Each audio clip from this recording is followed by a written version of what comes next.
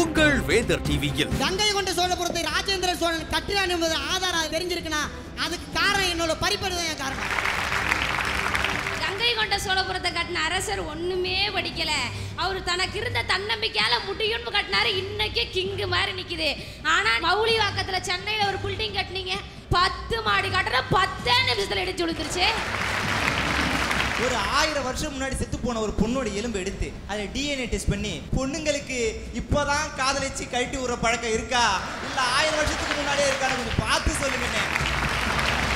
அதே மாதிரி ஒரு பையனுடைய எலும்பு கூட எடுத்து பசங்க இப்பதான் போய் ஒரு 10 பொண்ணை கரெக்ட் பண்றானா இல்ல 1000 வருஷத்துக்கு முன்னாடியே இப்படித்தான் இருக்கானான்னு கண்டுபிடிச்சு சொல்லுங்க.